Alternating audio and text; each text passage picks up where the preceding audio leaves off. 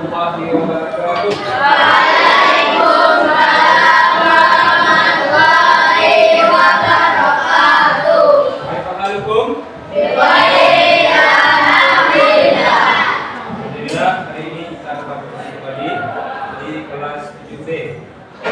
Sebelum masuk pembelajaran kita pada hari ini, kita mau absen dulu kehadiran anak-anak sekolah kita. Ya, dari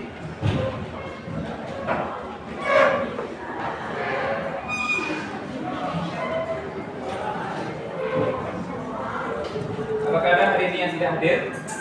Ya, Tamam? Nah, berarti kita tutup. Alhamdulillah. Nah, anak-anak semuanya, hari ini kita kembali dalam pelajaran akidah akhlak. Baik, anak-anak semuanya siap belajar? siap. Baik, hari ini kita akan kembali belajar akidah akhlak. Namun sebelum kita belajar akidah akhlak, kita lihat dulu pembelajaran kita minggu kemarin. Minggu kemarin kita menggunakan media sederhana. Kita masih ingat apa gambar yang ada di depan?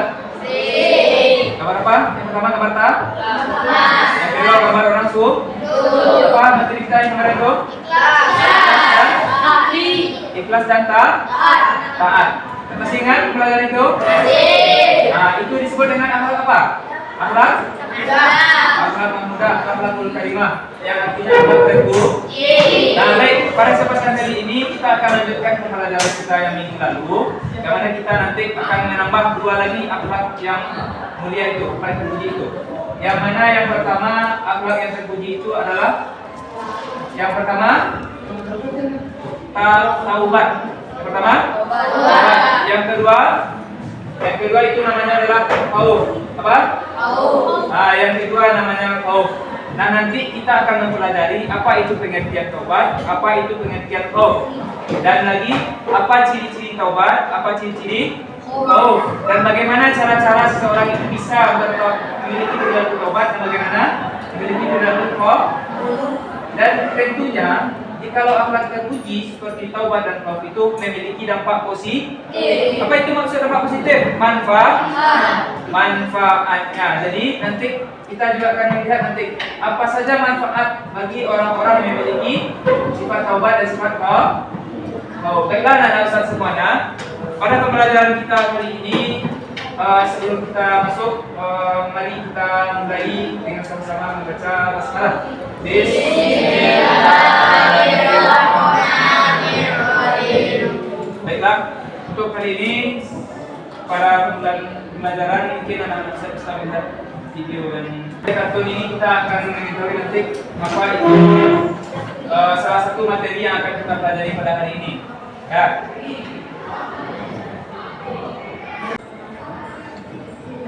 Pencuri yang bertaubat. Di tengah malam yang sunyi, seseorang terlihat sedang membuat ular tersebut dengan domba. Dia adalah Fudail, seorang pencuri yang beraksi di malam hari. Hari ini dia berniat mencuri seekor domba milik seorang saudagar. Fudail menemukan pisaunya dan telah diasah dengan tajam. Dia meraih satu domba terdekat dan menyembelihnya. Domba itu langsung terkulai sebelum semua menyembelih. Namun, zina yang berbeda ini membuat domba-domba lainnya gelisah. Kegaduhan pun terjadi. Satu persatu domba itu mengambil. Fudail segera memanggil domba yang sudah terkulai itu dan segera berlari secepat yang dia bisa. Domba itu terasa berat di pundaknya, tapi Fudail tidak bisa berhenti. Jika dia ketahuan, maka nyawanya bisa terancam. Akhirnya Fudail bisa pulang dengan selamat. Dia segera menguliti domba tersebut dan memotong-potong dagingnya menjadi beberapa bagian. Besok pagi aku akan menjual daging domba ini, Kata Fudail. namun aku tidak bisa selamanya menjual kecil-kecil begini. Bertahun-tahun kemudian, Fudail tidak hanya menjual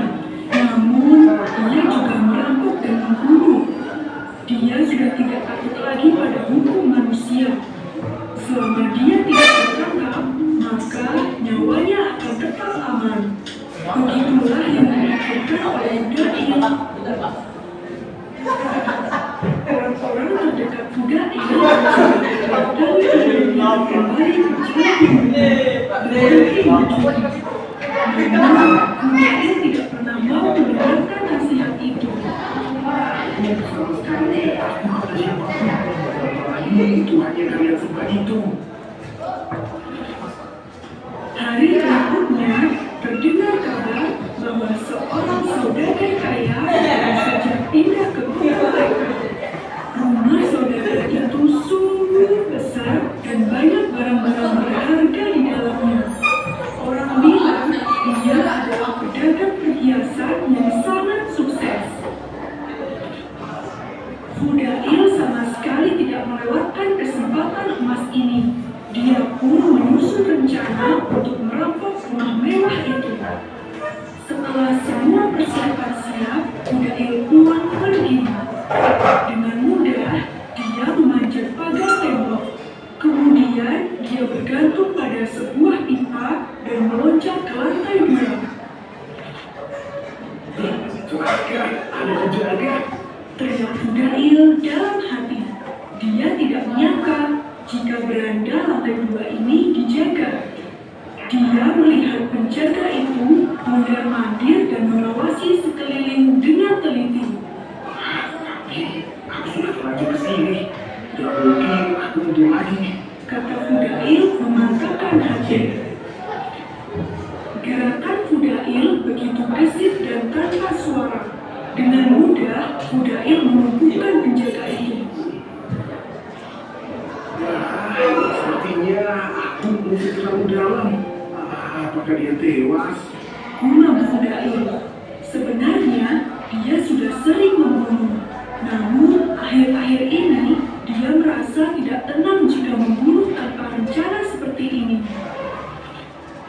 Fudail meninggalkan penjaga itu dan berjalan menuju jendela, bermaksud untuk masuk ke dalam rumah. Namun, langkahnya terhenti ketika dia mendengar sebuah suara yang merdu. Apa ini? Malam begini masih ada yang menjaga dan bernyanyi dengan sekeras itu. Umpat Fudail. Dia tidak mengira kalau rencananya akan berantakan seperti ini. Fudail terpaku. Dia mulai mengenali apa yang dinyanyikan oleh si pemilik rumah. Itu bukanlah nyanyian, melainkan bacaan Al-Quran. Fudail sudah sering mendengarnya. Namun, sampai saat ini, dia tidak pernah tertarik sedikit pun. Namun, kali ini berbeda. Suara itu begitu merdu dan terdengar fasih. Sungguh memalukan hati. Fudail tidak kuasa berlama-lama di sana. Dia pun segera pergi. Di tengah jalan, Fudail berhenti di sebuah reruntuhan. Dia bersembunyi di sana dan mulai terisap. Ya Tuhanku, ya Allah, aku sungguh berdoa, aku sungguh berdoa. Sudah terlalu lama aku mengabaikanmu. Akankah engkau mengampuniku jika aku bertobat sekarang? Setelah itu, Fudail pergi ke Kufah untuk belajar agama.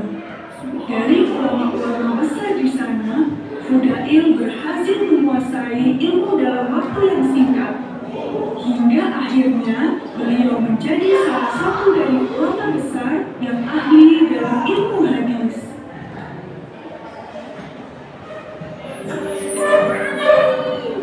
Kami akan membawamu. Oke, anak-anak semuanya. Dari video yang telah kita tonton tadi, kira-kira itu tuh termasuk dalam sifat taubat atau sifat khauf? Sifat khauf? Kita lihat dulu. Tadi awal mulanya siapa namanya tadi? Nama semuanya? Fudail. Siapa? Fudail ini awalnya orang jahat atau orang baik? Apa saja kejahatannya?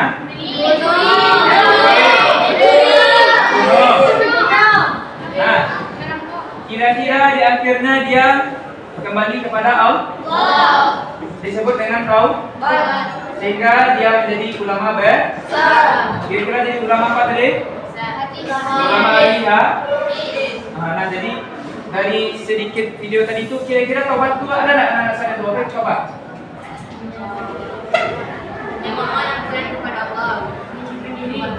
Nah, jadi taubat itu adalah kembali kepada Allah. Setelah dia berbuat jahat jauh dari Allah, namun akhirnya dia kembali kepada Allah. Karena mendengarkan apa? Lantunan ayat suci Al-Qur'an. Nah, oke, kita lanjutkan satu video lagi. Namun ini diharapkan tidak bersuara karena suaranya kecil ya. Kalau tidak bisa nanti mendengar di belakang, baca saja teks yang di depan. Nah, di sini nanti kita akan banyak karena suaranya kecil, secara baca saja ya, nanti kita terangkan.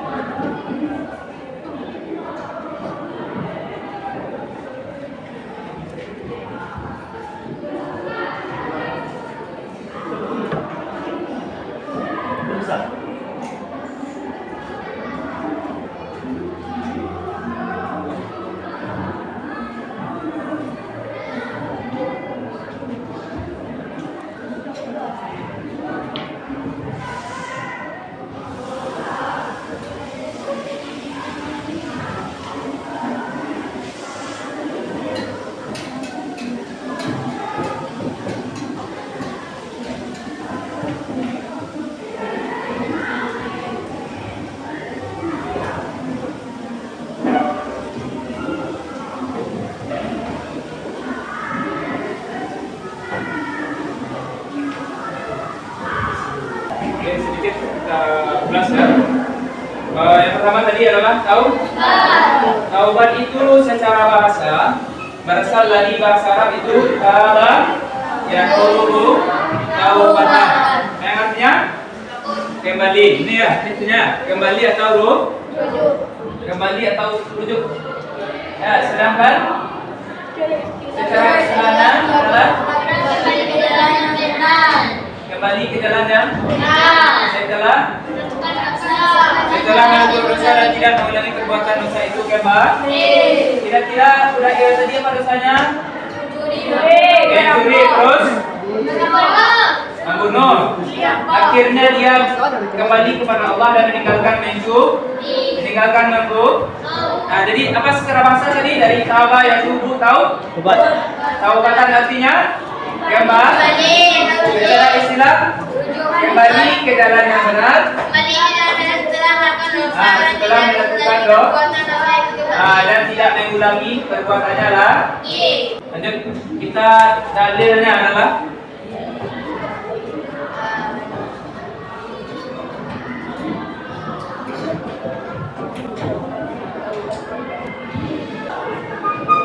ini kira-kira dalilnya. Dalil nakli itu dari apa?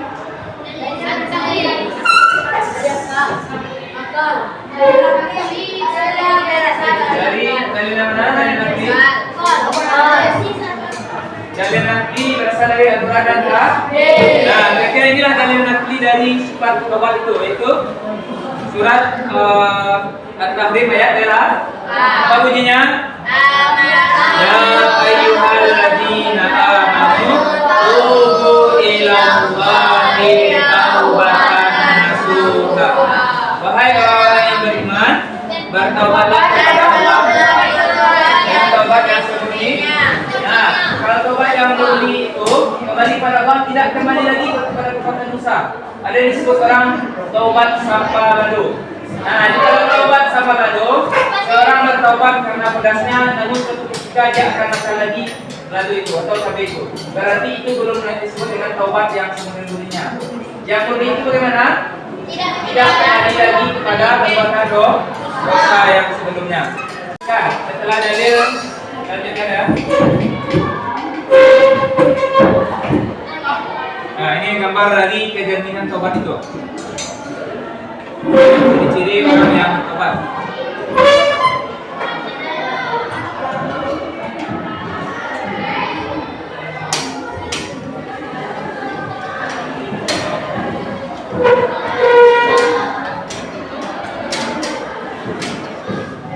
Oke.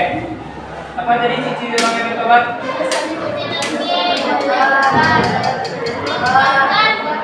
Ciri-ciri orang yang bertobat itu pertama adalah menyesal dia. Menyesal. Aku menyesal telah mengerjakan itu. Tadi seperti Kail, dia menyesal telah mencuri, dia menyesal telah membunuh. Setelah itu apa lagi? Dia menghentikan perbuatan dosa ini. Kalau kita menyesal, misalnya kita tadi meninggalkan sholat, terus kita menyesal, besok tinggalkan lagi, berarti belum bertobat. Tapi kalau bertobat, sekarang tidak sholat, maka besok kita harus kita tinggalkan dosa itu. Lanjut. Semakin tekun beribadah. Budak tadi dia semakin tekun beribadah. Caranya gimana? Dia menambah ilmu. Akhirnya dia menjadi ahli hadis. Lanjut. Mengambil hikmah atau pelajaran dari apa yang telah terjadi itu untuk hidup yang lebih baik. Kira-kira budak tadi pertama dia menjadi pencuri dibandingkan dengan dia menjadi orang alim, mana yang lebih baik? Jadi orang. Kira-kira itu berarti budak itu berhasil mengambil hikmah atau pelajaran untuk hidup yang lebih baik, Nah, jadi ciri-ciri orang yang tobat itu ada berapa? Pertama, menyesal. Kedua, meninggalkan. Ketiga, tekun beribadah. Keempat, mengambil hikmah. Kita lanjutkan.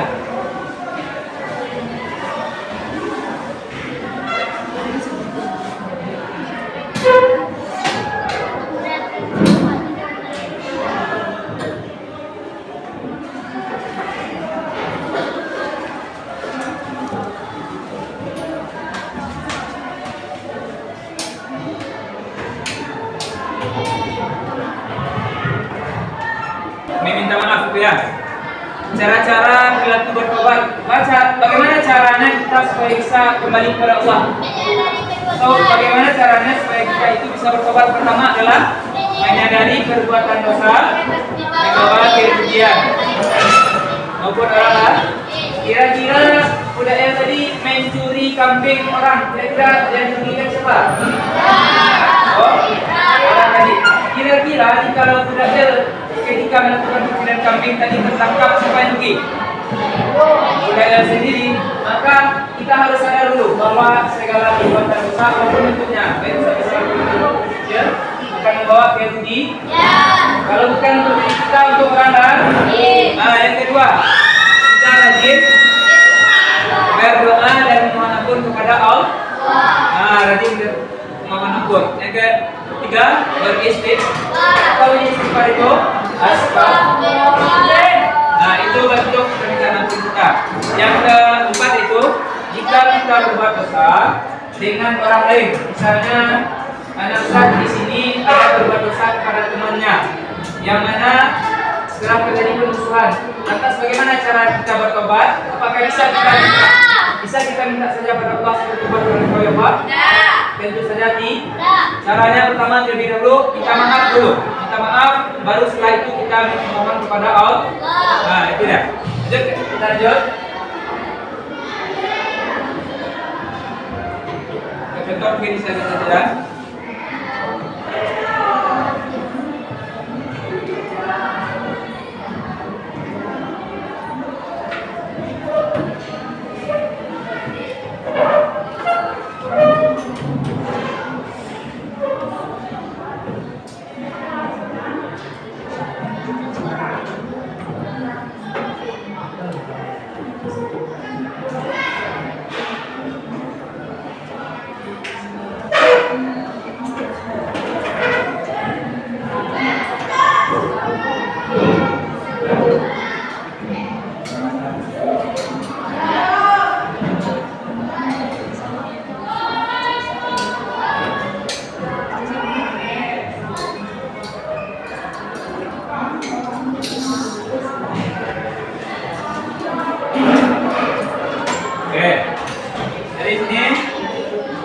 Contohnya di sini adalah contoh seseorang yang taubat itu di sini adalah contoh seorang anak yang mana? Siapa namanya?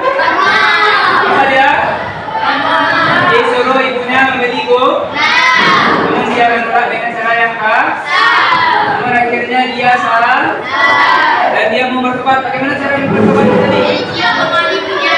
Minta maaf dengan mencium tangan ibu. Setelah itu baru dia minta lagi kepada Allah. Oke, kita lanjutkan lagi. Oke, next. Apa positif dari bertobat?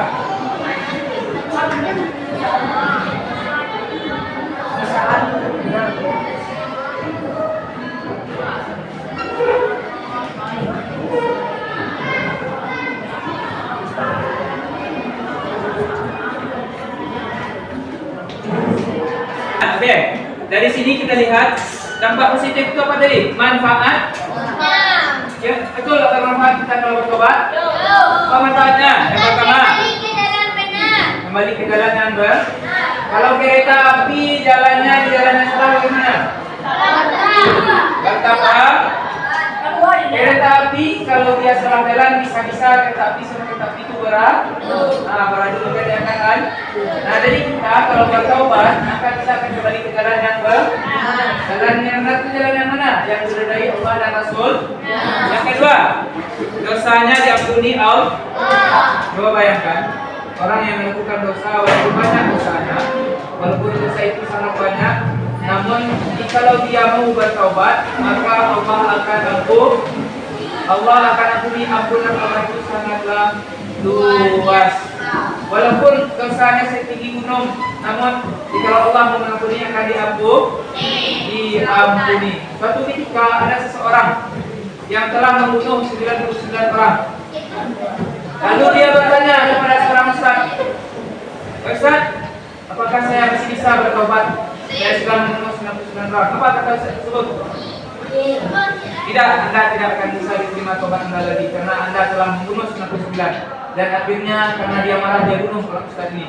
Akhirnya pas 100 orang. Akhirnya dia mencari ustaz yang lain dan bertanya, apa kata ustaz tersebut? Selagi engkau masih mau meminta ampun, masih mau bertobat, maka Allah akan ampuni. Asalkan jangan kita sepelekan. Berusaha selalu itu bisa bertobat itu tidak boleh. Lanjut. Selanjutnya itu dapat mengembalikan nama baik sendiri, keluarga dan masyarakat. Nah, nama baik, kita memiliki nama baik. Kita dikenal orang sebagai orang baik. Ya, sisanya seperti Haikal. Haikal ini anak pesantren yang rajin. Dipandang masyarakat, Haikal ini setiap hari pergi sekolah ke pesantren, berarti Haikal ini anak yang soleh. Itu pandangan masyarakat. Namun, jika ada seseorang yang melakukan pencurian, kira-kira terpandang nggak di masyarakat? Maka itu disebut dengan nama buruk. Kalau bertobat maka nama buruk itu akan hilang. Oke, lanjut.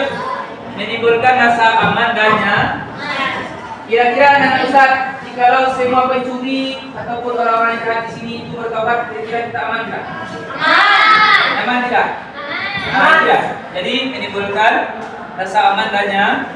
Nah, jadi dari pemaparan taubat tadi dapat kita pahami, taubat itu merupakan suatu hal yang mesti kita lakukan, terutama bagi orang yang pernah berdosa semuanya. Siapa yang tidak pernah berdosa katanya? Kan?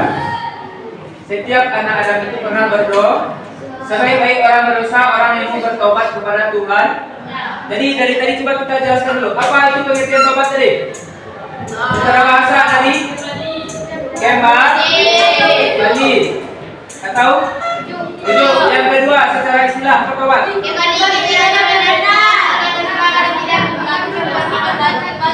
Tidak mengulang perbuatan dosa itu kembali. Yang ketiga, dalilnya surat apa tadi? Surat At-Tahrim ayat apa? Bunyinya?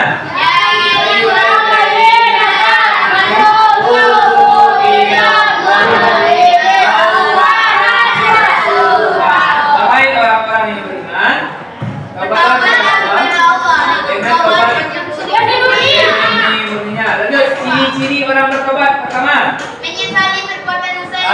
Menyesali mengenali. Yang kedua, Menghentikan. menghentikan perbuatan dosa itu. Ketiga, Semakin takut daripada menyenangkan hukum akibat.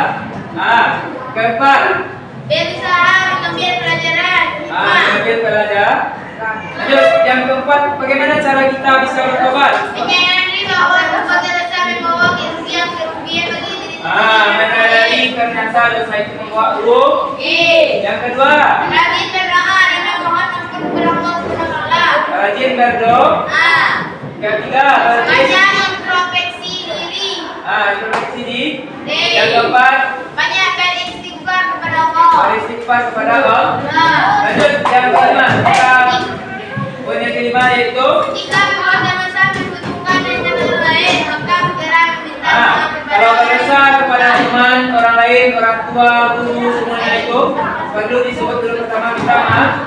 Yang keduanya, lanjut, yang terakhir, apa lagi? Dampak Positif. positif atau manfaat. Apa yang pertama tadi? Dosanya diampuni Allah. Lanjut, memperoleh semangat hidup.